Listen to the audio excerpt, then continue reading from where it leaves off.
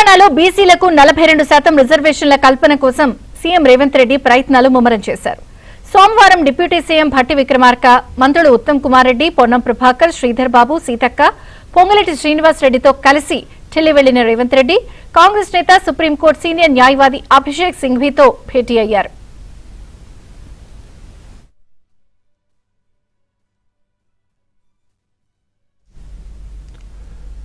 స్థానిక సంస్థల ఎన్నికల్లో 42% రిజర్వేషన్ల అమలుకు న్యాయపరంగా ఎటువంటి చిక్కులు లేకుండా చూసేందుకు సలహాలు తీసుకునేందుకు ఢిల్లీకి వచ్చామని తెలంగాణ డిప్యూటీ సీఎం భట్టి తెలిపారు.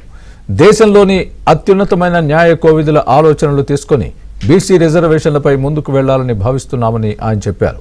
అన్ని వివరాలు అభిషేక్ మను సింఘ్వీకి వివరించామని, ఆయన కొన్ని సూచనలు కూడా చేశారని, దీనిపై ఈ నెల 29న జరిగే కేబినెట్ సమావేశంలో తమ నివేదికపై చర్చిస్తామని భట్టి స్పష్టం చేశారు. తెలంగాణ రాష్ట్రం నుంచి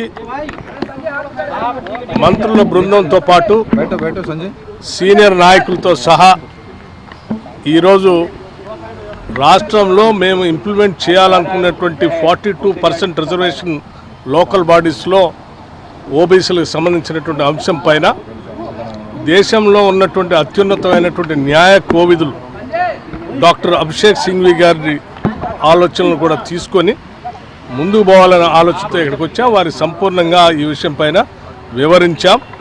వారు కూడా లోతుగా అధ్యయనం చేసి మాకు చేయాల్సినటువంటి సూచనలు చేశారు. మేము తదుపరి రిపోర్ట్ని క్యాబినెట్లో హైదరాబాద్లో వారి క్యాబినెట్కి అందిస్తాం. అనంతరం తెలంగాణ కాంగ్రెస్ నేతలు ఏఐసీసీ నేత కేసీ వేణుగోపాల్తో కూడా భేటీ అయ్యారు.